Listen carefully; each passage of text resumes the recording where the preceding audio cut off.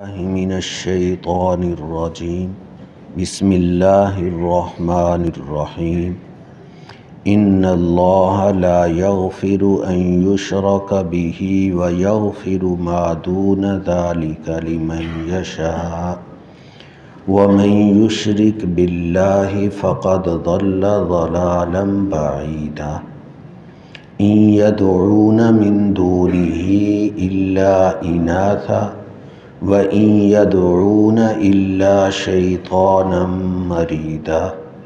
لَعَنَهُ اللَّهُ صدق اللہ العظیم۔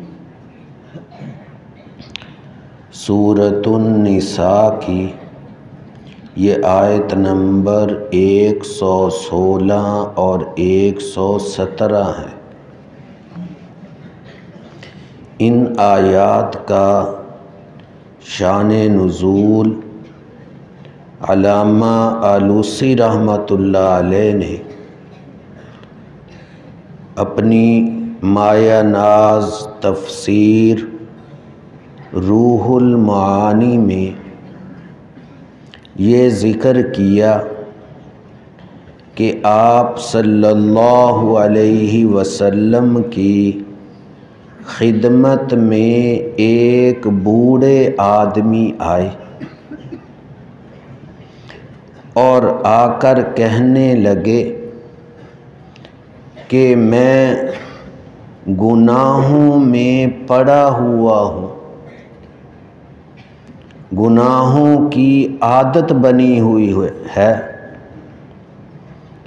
اور جب سے اللہ تعالیٰ کی پہچان ہوئی، اللہ تعالیٰ پر ایمان لایا، تو میں شرک سے بچا ہوا اور گناہوں میں مبتلا ہوتے ہوئے یہ بھی نہیں کہ میں نہ ڈر ہوں، ڈرتا بھی بہت ہوں، پھر مبتلا ہو جاتا ہوں، اور اللہ تعالیٰ کے مواخذے اور پکڑ کا بھی ڈر رہتا ہے، اور یہ بھی میرا ذہن نہیں کہ اللہ مجھ پر مرنے کے بعد قادر نہیں ہوگا۔ تو اس قسم کی باتیں انہوں نے کی تو حق تعالی شانہ نے اس پر یہ آیت مبارکہ اتاری کہ بے شک اللہ تعالی نہیں بخشتا جو شریک کرے اس کے ساتھ،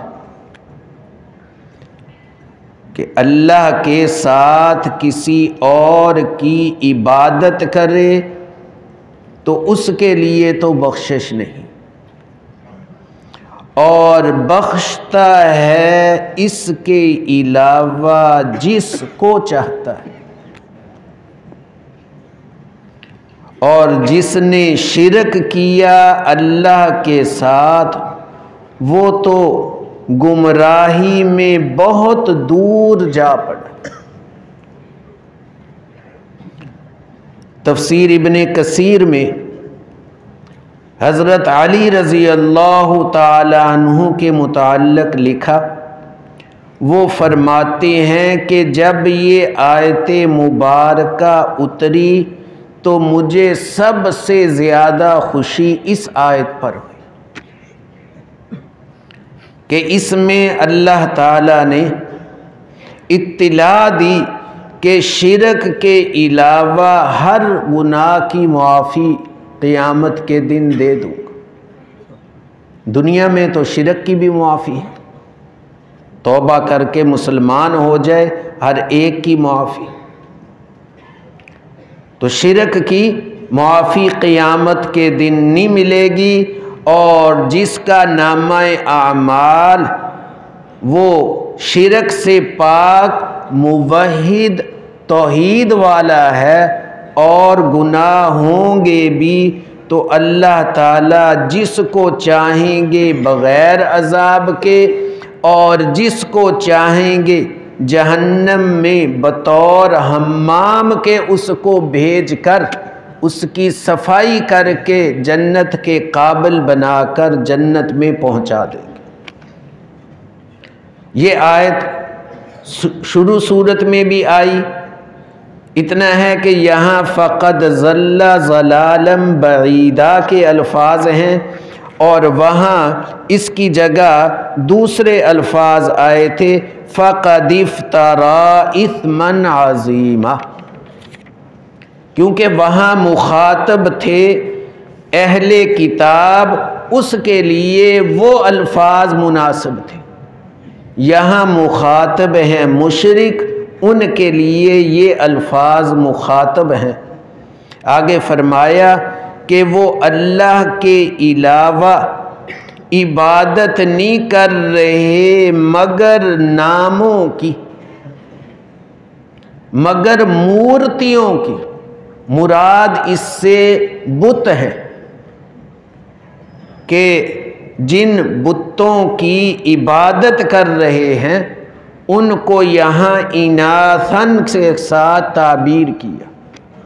یہ انسا کی جمع ہے۔ بتوں کو مؤنث کے ساتھ، عورتوں کے ساتھ کیوں تعبیر کیا؟ تو علامہ آلوسی رحمۃ اللہ علیہ نے پہلی وجہ یہ بتائی کہ اہل عرب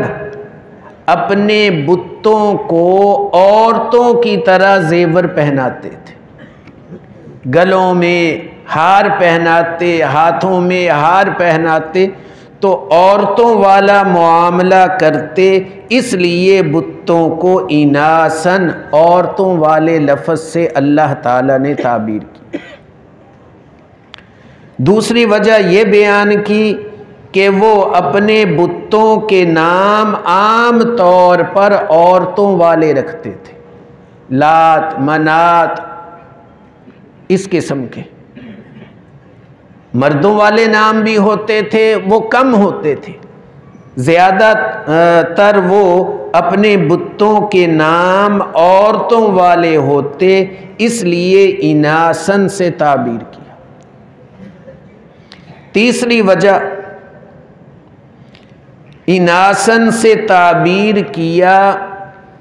ضعف اور کمزوری کی وجہ سے،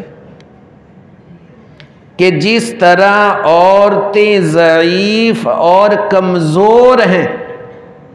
اسی طرح یہ بت بھی ضعیف اور کمزور ہیں۔ عورتیں اس قدر ضعیف ہیں کہ ان کے ذمے اللہ تعالیٰ نے بھاری بھاری کام نہیں لگائے، اس ضعف کی رعایت کی، اسی لیے گھر سے باہر کے کام مردوں کے ذمہ، عمارتیں بنانا، بھاری بھاری کام کرنا، اور دینی اعتبار سے بھی ان کے ضعف کا خیال رکھا گیا،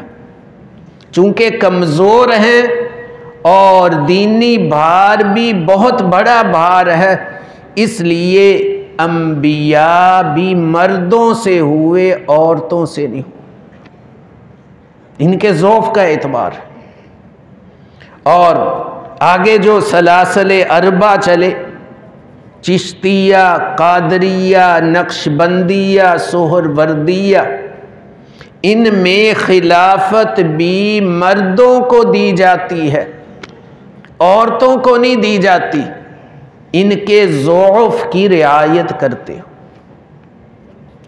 اب اگر یہ خواتین عیسائیوں کے پیچھے لگ کر، مغربی ممالک کے پیچھے لگ کر آزادی کا نعرہ لگائیں اور یہ کہیں ہم مردوں کے برابر ہیں، تو خود اپنے آپ کو مصیبت میں ڈال رہی۔ مردوں کے برابر تو انہوں نے بھی نہیں کیا، جا کر دیکھ لو ان ملکوں میں،